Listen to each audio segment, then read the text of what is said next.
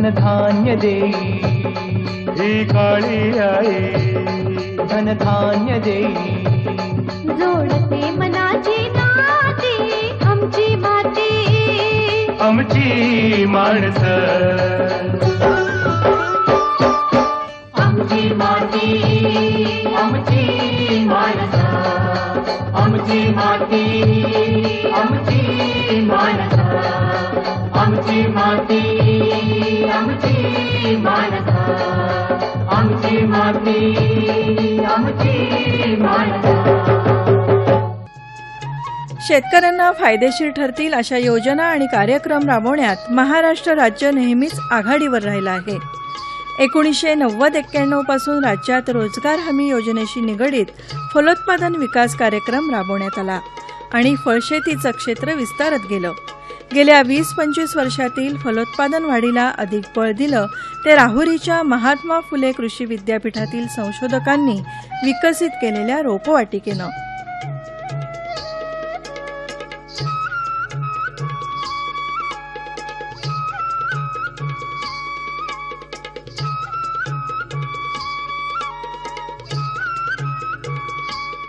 मध्यवर्ती रोपवाटिकेमध्ये आपण शेतकऱ्यांना दर्जेदार रोपं देण्यासाठी अहोरात्र प्रयत्न करत असतो आणि आंबा आहे, चिक्कू आहे, पेरू आहे, सीताफळ आहे, अशा वेगळ्या प्रकारचे रोपं जातिवंत रोपं आपण शेतकरी बंधूंना देत असतो. सध्या महाराष्ट्राची शेतीचा एकंदरीत विचार केला तर महाराष्ट्र शासनाने 1990 पासून जी फळबाग योजना राबवली त्यानंतर महाराष्ट्रामध्ये फार मोठ्या प्रमाणात फळबागांची लागवड झालेली आहे आणि दिवसांदिवस प्रत्येक वर्षी आम्ही बघतो की शेतकरी बंधूंची कलमे रोपांसाठी मोठ्या प्रमाणामध्ये मागणी विद्यापीठाकडे असते.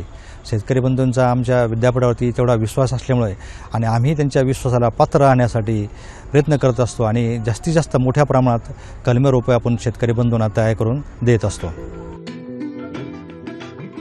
आपल्या फळबागेसाठी सर्वोत्तम जातीची कलमं मिळावी अशी प्रत्येक शेतकऱ्याची अपेक्षा असते. त्यासाठी रोपं खरेदी करताना शेतकऱ्यांनी काही गोष्टी लक्षात ठेवणं गरजेचं असतं.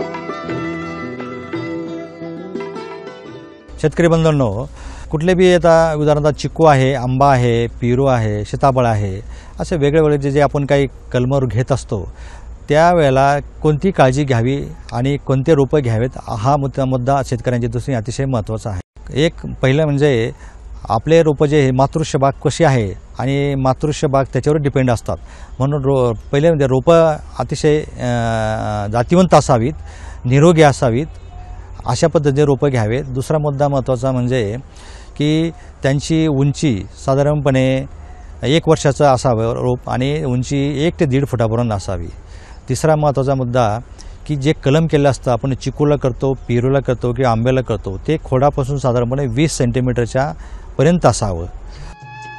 उत्तम जातीची कलमं मिळाली तरी शास्त्रशुद्ध पद्धतीनं त्याची लागवड करावी लागते. तेव्हाच शेतकऱ्यांना फळबागेतून चांगलं उत्पन्न मिळू लागतं. आपण जे रोपं घेतो त्या रोपांना किंवा जी बाग लावायची आपल्याला त्या बागेच्या येणाऱ्या फळांना मार्केटमध्ये मोठ्या प्रमाणात मागणी असावी, कारण आपण त्याच्यामध्ये गुंतवणूक करत असतो, त्याप्रमाणे आपल्याला त्याचं उत्पादनही मिळायला पाहिजे.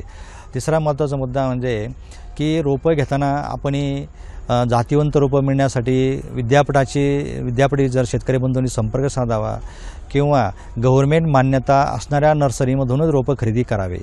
रोपं खरेदी करताना आपल्याला एकरी जी काही लागवड करायची आहे त्यापेक्षा 10 ते 15 रोपं जास्त घ्यावीत, कारण बऱ्याच वेळेला शेतकरी मोजून आपण रोपं घेतात आणि नंतर काही कारणास्तव जर मर झाली तर बागेमध्ये समानता राहत नाही. काही रोपं एकदम छोटे असतात तर काही मोठे असतात.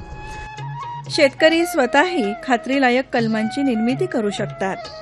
प्रत्येक फळ पिकासाठी कलम करण्याची पद्धत वेगवेगळी असते, मात्र कलमं कशी आणि केव्हा करावीत याची माहिती शेतकरी बंधूंनी संबंधित तज्ज्ञांकडून घ्यायला हवी. आता जर शेतकरी बंधूंना जर आपल्या घरी जर काही रोपांची कलमं करायची असेल तर तो कधी करावी. आता प्रत्येक कलमासाठी हा हंगाम ठरलेला आहे, प्रत्येक रोप पिकावाईज. उदाहरणार्थ आंबा जर घेतला तर आंबाला आपण साधारणपणे जुलैमध्ये कलम करतो, शेतकरी बंधूंनी जुलैमध्ये कलम करावे. पेरू जर असेल तर साधारणपणे जानेवारीमध्ये किंवा जूनमध्ये पण कलम करतो आपण. सीताफळ आहे तो जानेवारीमध्ये कलम करतो, किंवा आवळा जो आहे तर आवळा ते देखील जानेवारीमध्ये कलम करतो किंवा लिंबूचे रोपं जर तर आपल्याला करायचे असतं तर साधारणपणे आपण ते जूनमध्ये बियाणं टाकतो. अशा वेगवेगळ्या प्रकारचे हा जो कालावधी आहे प्रत्येक पिकासाठी हा वेगळा आहे. यानंतरचा महत्त्वाचा मुद्दा म्हणजे फळबाग लागवड करताना घ्यावायची काळजी.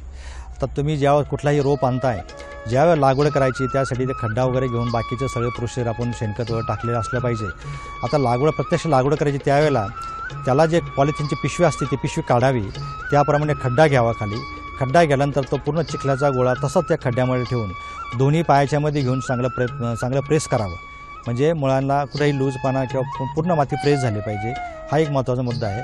त्यानंतर ती लागवड केल्यानंतर जर पाऊस असेल तर ठीक, पाऊस जर नसेल तर आपण त्याला लगेच पाणी दिलं पाहिजे. याच्यानंतर जे काही पुढील तण वगैरे होणार नाही त्याची पण काळजी घेतली पाहिजे किंवा रोगराईपासून त्या रोपांचं संरक्षण करणं हा एक महत्त्वाचा मुद्दा आहे. त्याच्यामध्ये असे सर्व आपण जर व्यवस्थित सर्व काळजी घेतली तर आपली भविष्यामध्ये चांगली मातृश्य बाग ही डेव्हलप होऊ शकते. फळबाग लागवडीमध्ये पाणी व्यवस्थापन, खत व्यवस्थापन याकडे दुर्लक्ष करून चालत नाही. पाणी आणि खत याच्या बरोबरीनं बागेमध्ये कीटकनाशकांची फवारणी करणं आवश्यक असतं. शेतकरी बंधूंनो, आता आपण याच्यामध्ये बरीचशी माहिती घेतली. आता याच्यानंतर आहे पाणी व्यवस्थापन. तर पाणी व्यवस्थापन हा पाणी देण्याचा भाग जो आहे तो त्या हंगामानुसार अवलंबून आहे. जर पावसाळा असेल तर लागवड झाल्यानंतर कदाचित पाणी देण्याची गरज नाही, पण जर पावसात जर नसेल तर पाणी द्यावं लागेल. आणि पावसाळ्यात साधारणपणे पाऊस असतोच, जर नसेल तर साधारणपणे 5 ते 6 दिवसात पाणी द्यावं लागेल. हिवाळ्यामध्ये 8 ते 10 दिवस लागतील, तर उन्हाळ्यामध्ये 4 दिवसातही पाणी द्यावं लागेल. आता यानंतरचा पुढचा मुद्दा आहे, आपण जी कुठली फळबाग लागवड करतो, विशेषतः चिक्कू असेल आणि पेरू असेल, तर यामध्ये आपण जे ग्राफ्ट करत असतो साधारण खोडापासून 15 ते 20 सेंटीमीटरचे आपले कलम करत असतो. पण कधी काय होतं, बऱ्याच वेळेला शेतकरी बंधूंकडून अनावधानाने काही गोष्टी राहून जातात. त्याच्यामध्ये जो लोकल शूट म्हणजे गावरान आपण जो रुस्टोक वापरतो, पेरूला किंवा चिकूला खिरणी वापरतो, याचे खालून जे शूट फुटतात आणि ते आपण जरा वेळीच न कट केले तर आपला जो मूळ जो कलम केलेला आहे तो कलम खुंडतो आणि खिरणी म्हणा किंवा खालचा लोकल शूटच वर वाढून जातो. तर अशा वेळेला वेळोवेळी आपण लक्ष दिलं पाहिजे आणि असे लोकल शूट खालून फुटणारे ते कट केले गेले पाहिजे. याच्यानंतर आहे, आपण आता बघितलं की सगळं आपण याच्यामध्ये व्यवस्थापन घेतलंच आहे. तर याच्यामध्ये पुढच्या भागात आहे की तो म्हणजे खुरपणी. तर बऱ्याच वेळा पावसाळ्यामध्ये तणांचा प्रॉब्लेम होतो. जर तुम्ही कलमरोप लागवड केली आणि त्या ठिकाणी जर तणांचा जास्त उपद्रव झाला तर त्याच्यामध्ये त्याची झाडाच्या वाढीवर परिणाम होतो. तर वेळोवेळी खुरपणी करून तण विरहित आळक झालं पाहिजे. त्याचा जवळपासचा 3x3चा घेर हा कम्प्लिटली तणविरहित झालं पाहिजे. आणि याच्यानंतर आहे कधी मल्चिंग, म्हणजे आपण कुठलाही जो पालापाचोळा असतो तो पालापाचोळा जर साधारणपणे 2x2 मीटरच्या आंब्याचा असो किंवा पेरूचा असो, कुठल्याही फळबागाच्या एरिया जर कव्हर केला त्याच्यावर तुम्ही पालापाचोळा वापरू शकता तुम्ही, किंवा पाचडे वापरू शकता, किंवा जे काय तुमच्या शेतीवरती जे निकामी जे पालापाचोळा असेल त्याचाही वापर करू शकता. किंवा याच्यामध्ये आता मार्केटमध्ये प्लास्टिकचं आच्छादन म्हणून मिळतं की 100 मायक्रॉनचं जर आपण आच्छादन केलं तर त्याच्यामध्ये त्याच्या झाडाच्या वाढीसाठी याचा चांगला फायदा होतो. याच्यानंतरचा भाग येतो आता कीड आणि रोग व्यवस्थापन. तर शक्यतो पावसाळ्यामध्ये तुडतुडे, मावा, बुरशीजन्य रोगांचा उपद्रव होऊ शकतो. यासाठी सायपरमेथिन 3 ml किंवा इमिडाक्लोपिड हा साधारण 3 ml आणि 22 बुरशीनाशकमध्ये 22 1 ग्रॅम, कॉपर ऑक्सिक्लोराईड जे आहे ते साधारण 2 ग्रॅम, अशा पद्धतीने जशी गरज असेल त्यानुसार आपण शेतकरी बंधूंनी फळबाग लागवडीचं ते लागवड केल्यानंतर फवारणी घ्यावी.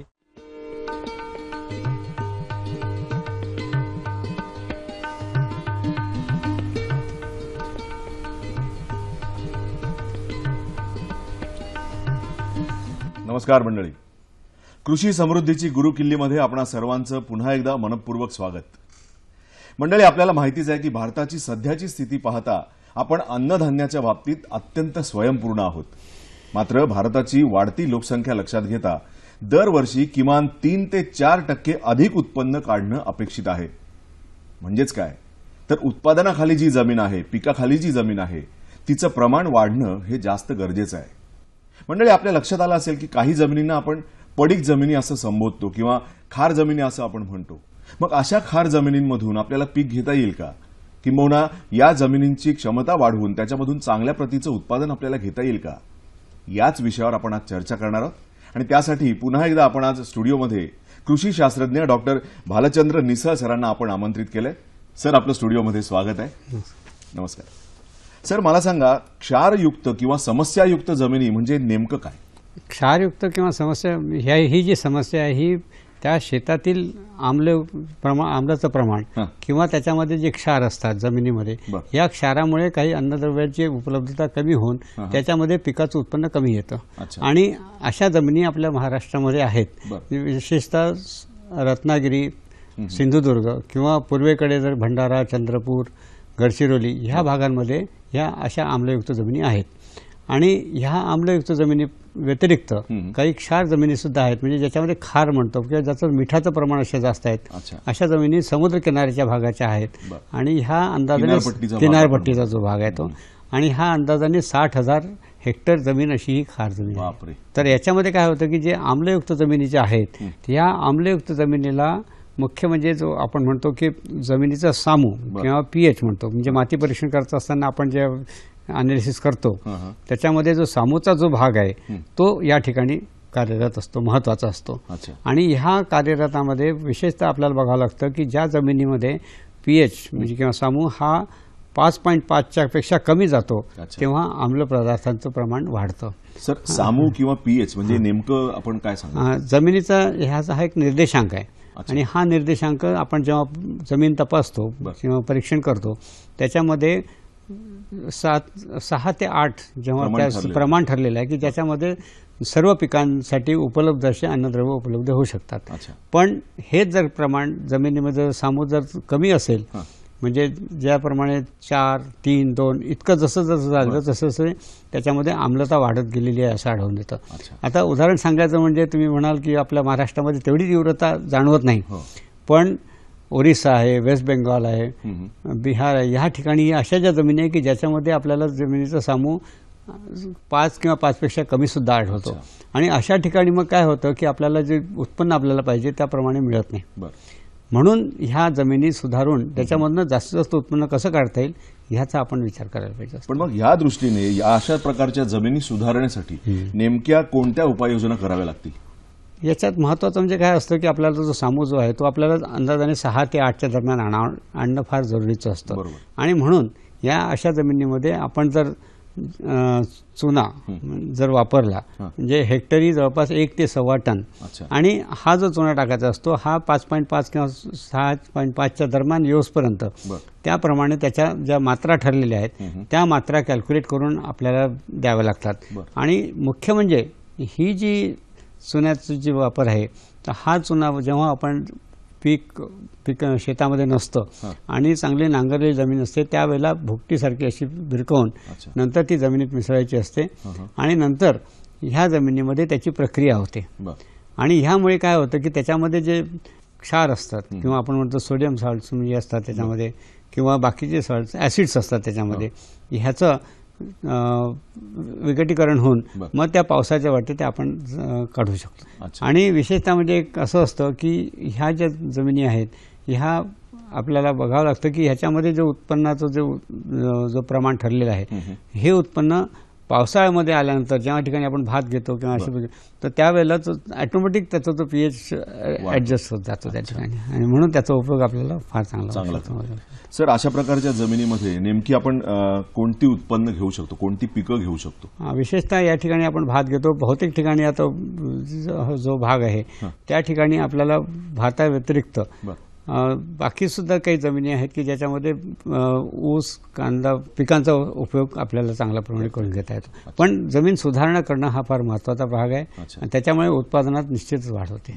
ही पिकं घेण्यासाठी काही विशिष्ट पद्धत अशी ठरलेली आहे का? याच्यामध्ये आता असं असतं की याच्यामध्ये चुन्याचा जो वापर आहे तो चुन्याचा वापर योग्य करून आपल्याला ते जमीन सुधारणा असतं. पण क्षार जमिनी ज्या असतात किंवा खारवट जमिनी आहेत यामध्ये मात्र आपल्याला क्षाराचं प्रमाण जमिनीवरनं काढणं फार महत्त्वाचं असतं.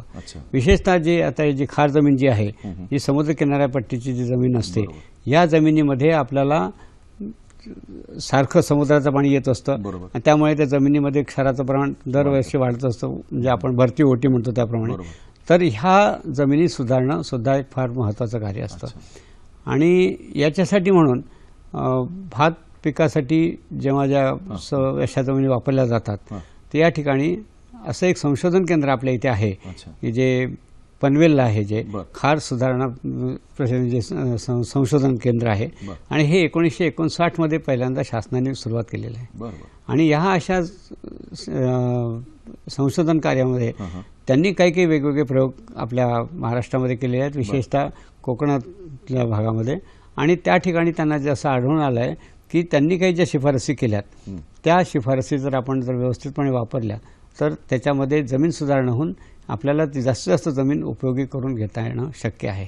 सर, त्यांनी ज्या शिफारसी केल्यात असं म्हटलं तर त्याचं एखादं उदाहरण देता येईल आपल्याला? शिफारसी म्हणजे कसं की आता बघा की जेव्हा समुद्राचं पाणी आपल्या जमिनीत येतं त्या ठिकाणी बंधारे बांधून किंवा जसे उंच असे बंधारे बांधून पाणी अडवणं पहिला एक भाग असतो.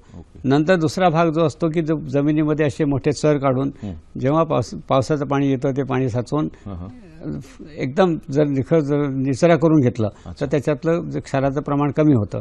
आणि हे क्षाराचं प्रमाण कमी झाल्यानंतर मग त्या ठिकाणी आपल्याला काही भाताच्या व्हेरायटीज ज्या आहेत त्या आपल्याला तिथे घेता येतात. आता काय होतं की सर्वसाधारणपणे भाताच्या ज्या व्हेरायटीज आहेत त्या 120 ते 130 135 दिवसाच्या असतात सर्वसाधारण पिकां जमिनीच्या मध्ये. पण क्षार जमिनीमध्ये जर आपल्याला जर पीक घ्यायचं असेल तर आपल्याला 60 ते 65 दिवसाच्या व्हेरायटीचंच घ्यावं लागतं. कारण काय की त्याच्यामध्ये क्षाराचं प्रमाण जर जास्त वाढत गेलं तर पिकाची वाढ खुंटते. आणि अशा ठिकाणी आपल्याला आठवतं की ह्या ज्या संशोधन केंद्रांनी ज्या काही व्हेरायटीज दिलेल्या आहेत, पनवेल 1 आहे, पनवेल 2 आहे, दामोदर आहे, ह्या व्हेरायटीचं जे वाढीचं प्रमाण आहे हे 60 ते 65 दिवसाचं आहे. म्हणजे पावसाळा आहे तो पण दिवस कमी होतो, म्हणजे अर्धा कालावधी कमी होतो आणि तुम्हाला उत्पन्न सुधारतं प्रमाण मिळतं. म्हणून अशा ज्या जमिनीचा जे आपण जर उपयोग करून घेतला तर निश्चितच आपल्याला त्याच्यामध्ये उत्पन्नही मिळेल आणि हळूहळू करून त्या जमिनी मग आपण सुधारणा करू शिकू शकतो. तर अशा एकंदर जवळपास 25 ते 30% जमिनी आपण आतापर्यंत या शासनामार्फत करून घेतलेल्या आहेत क्षारयुक्त जमिनीमध्ये. आणि त्याचा उपयोग सुद्धा हळूहळू करून आता वाढत चालला. सर, मला सांगा, ह्या सगळ्या प्रकरणामध्ये शासनाचा कितपत सहभाग असतो? शासनाचा भाग असा आहे की याच्यामध्ये जे बंधारे जे बांधून दिलेले असतात किंवा त्याच्यामध्ये जो खर्च असतो यामध्ये त्याला शासन मदत करत असतं. आणि दुसरं असं की हे जे पर्टिक्युलर पावसाळ्यातला जो भाग आहे त्या ठिकाणी ज्या व्हेरायटीज पाहिजे त्या व्हेरायटीजचं त्या लोकांना ते वितरण करून देतात.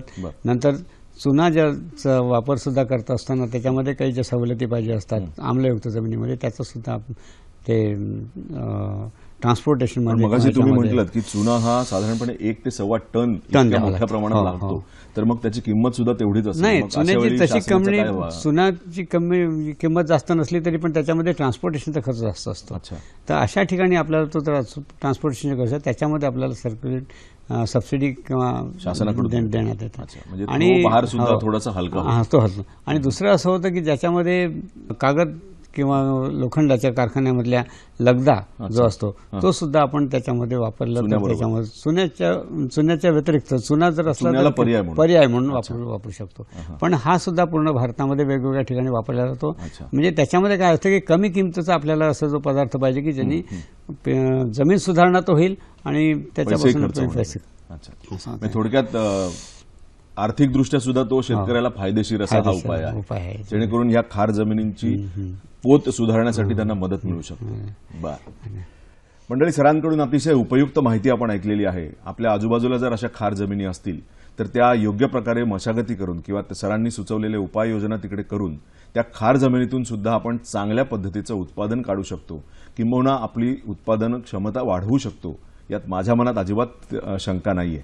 सर, आपण आज इथं आलात आणि ही उपयुक्त माहिती आमच्या सगळ्या शेतकरी बांधवांना दिलीत त्याबद्दल आपले मनपूर्वक आभार. धन्यवाद. आमची माती आमची माती. डाळिंबाच्या उत्पादनात भारत वरच्या स्थानी असून त्यामध्ये महाराष्ट्रातील शेतकऱ्यांचा वाटा मोठा आहे. राज्याच्या फळशेतीमध्ये डाळिंब हे महत्त्वाचं फळपीक आहे. स्वतःच्याच बागेमध्ये शेतकरी उत्तम प्रतीची डाळिंबाची कलमं तयार करू शकतात. शेतकरी बंधूंनो, महाराष्ट्रामध्ये डाळिंबाची फार मोठ्या प्रमाणात क्षेत्र वाढत आहे. एकूण जगाचा जर विचार केला तर 50% क्षेत्र हे भारतात आहे आणि महाराष्ट्रात जर विचार केला तर जवळजवळ 87% क्षेत्र हे डाळिंबाखाली आलेलं आहे. तर आपण आपण आता बघतोय शेजारी डाळिंबाचं अतिशय हेल्दी अतिशय सुंदर असं झाड वाढलेलं आहे. या झाडाला आपण एक घुटी बांधायची. आता घुटी बांधण्याची जी काही प्रक्रिया असते आपण ती कशी करतो हे आता आपण प्रत्यक्ष दाखवणार आहोत. तर याच्यामध्ये आपण झाडाची सगळ्या फांद्या काढतो आणि 2 पानाच्या मधला जो अंतर असतं त्या पानात साधारणपणे पेन्सिल आकाराची जाडीची काडी असावी. त्यामध्ये आपण सालाची साधारण 2 ते 2.5 सेंटीमीटरची रिंग काढून घेतो, म्हणजे साल काढून घेतो रिंग काढून. आणि त्या ठिकाणी साधारणपणे 10 ग्रॅम स्पॅग्नम मॉस पाण्याने ओला करून, मॉस यासाठी की मॉसमध्ये पाणी धरून ठेवण्याची क्षमता जास्त असते, तो मॉस घेऊन ज्या ठिकाणी आपण साल काढलेली आहे त्या ठिकाणी आपण गुंडाळतो. त्याच्यावरून 5 बाय 6 इंचाचा तुकडा साधारणपणे 125 गेजचा तुकडा हा प्लास्टिकचा तुकडा त्याच्यावरून आपण गुंडाळतो. कारण बाष्पीभवन होऊ नये आणि शेवाळ वाळून जाऊ नये यासाठी ह्या प्लास्टिक तुकड्याचा उपयोग होत असतो. याच्यावरून एक टोमॅटो सुतळी म्हणजे अतिशय बारीक सुतळी असते त्याच्यावरून आपण ती टाईट करतो. इतकी टाईट करायची असते की त्याच्यातून कुठल्याही प्रकारचं बाष्पीभवन होणार नाही. अशा पद्धतीने आपण गुटी बांधली तर साधारणपणे जूनमध्ये पाऊस आणि थोडी आर्द्रता 80 ते 90% असेल, पाऊस चालू असेल तर साधारण 50 दिवसामध्ये याला मुळ्या फुटलेल्या दिसतात आणि बाहेरून आपल्याला त्या दिसतात. असे मुळ्या फुटल्या म्हणजे आपण समजायचं की ही सदर गुटी ही शेतकरी बंधूंना विक्रीसाठी आपल्याला तयार झालेली आहे. कृषी विद्यापीठातील तज्ज्ञ अधिकारी रोपवाटिकेच्या माध्यमातून शेतकऱ्यांची उत्तम जातीच्या कलमांची गरजच पूर्ण करत नाहीत, तर कलमांची लागवड आणि लागवडीनंतर घ्यावयाच्या काळजीबद्दल मार्गदर्शन सुद्धा करत असतात. शेतकरी बंधूंनो, आता आपण याच्यामध्ये बरीचशी माहिती घेतली. आता याच्यानंतर आहे पाणी व्यवस्थापन. तर पाणी व्यवस्थापनात हा पाणी देण्याचा भाग जो आहे तो त्या हंगामानुसार अवलंबून आहे. जर पावसाळा असेल तर लागवड झाल्यानंतर करायची पाणी देण्याची गरज नाही, पण जर पावसात जर नसेल तर पाणी द्यावं लागेल.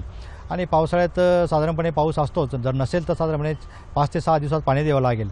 हिवाळ्यामध्ये 8 ते 10 दिवस लागतील, तर उन्हाळ्यामध्ये 4 दिवसातही पाणी द्यावं लागेल. आता यानंतरचा पुढचा मुद्दा आहे, आपण जी कुठली फळबाग लागवड करतो, विशेषतः चिक्कू असेल आणि पेरू असेल, तर यामध्ये आपण जे ग्राफ्ट करत असतो साधारण खोडापासून 15 ते 20 सेंटीमीटरचे आपले कलम करत असतो. पण कधी काय होतं, बऱ्याच वेळेला शेतकरी बंधूंकडून अनावधानाने काही गोष्टी राहून जातात. त्याच्यामध्ये जो लोकल शूट म्हणजे गावरान आपण जो रुस्टोक वापरतो पेरूला किंवा चिकूला खिरणी वापरतो, याचे खालून जे शूट फुटतात आणि ते आपण जरा वेळीच न कट केले तर आपला जो मूळ जो कलम केलेला आहे तो कलम खुंडतो आणि खिरणी म्हणा किंवा खालचा लोकल शूटच वर वाढून जातो. तर अशा वेळेला वेळोवेळी आपण लक्ष दिलं पाहिजे आणि असे लोकल शूट खालून फुटणारे ते कट केले गेले पाहिजे. बऱ्याच वेळा पावसाळ्यामध्ये तणांचा प्रॉब्लेम होतो. जर तुम्ही कलमरोप लागवड केली त्या ठिकाणी जर तणांचा जास्त उपद्रव झाला तर त्याच्यामध्ये त्याची झाडाच्या वाढीवर परिणाम होतो. तर वेळोवेळी खरोपणी करून तण विरहित आळक झालं पाहिजे. त्याचा जवळपासचा 3 बाय 3चा घेर हा कम्प्लिटली तणविरहित झालं पाहिजे. आणि याच्यानंतर आहे कधी मल्चिंग, म्हणजे आपण कुठलाही जो पालापाचोळा असतो तो पालापाचोळा जर साधारणपणे 2 बाय 2च्या मीटरच्या आंब्याचा असो किंवा पेरूचा असो कुठल्याही फळबागाच्या एरिया जर कव्हर केला त्याच्यावर तुम्ही पालापाचोळा वापरू शकता तुम्ही, किंवा पाचडे वापरू शकता, किंवा जे काही तुमच्या शेतीवरती जे निकामी जे पालापाचोळा असेल त्याचा वापर करू शकता. किंवा याच्यामध्ये आता मार्केटमध्ये प्लास्टिकचं आच्छादन म्हणून मिळतं की 100 मायक्रॉनचं जर आपण आच्छादन केलं तर त्याच्यामध्ये त्याच्या झाडाच्या वाढीसाठी याचा चांगला फायदा होतो. याच्यानंतरचा भाग येतो आता कीड आणि रोग व्यवस्थापन. तर शक्यतो पावसाळ्यामध्ये तुडतुडे, मावा, बुरशीजन्य रोगांचा उपद्रव होऊ शकतो. यासाठी सायपरमेथिन 3 ml किंवा इमिडाक्लोपिड हा साधारण 3 ml आणि 22 बुरशीनाशकमध्ये 22 1 ग्रॅम, कॉपर ऑक्सिक्लोराईड जे आहे ते साधारण 2 ग्रॅम, अशा पद्धतीने जशी गरज असेल त्यानुसार आपण शेतकरी बंधूंनी फळबाग लागवडीवरती लागवड केल्यानंतर फवारणी घ्यावी. कृषी विद्यापीठानं संशोधन करून तयार केलेल्या कलमी रोपांची लागवड करून तयार केलेली फळबाग शेतकऱ्यांना निश्चितच अधिक उत्पादन आणि अधिक फायदा मिळवून देईल.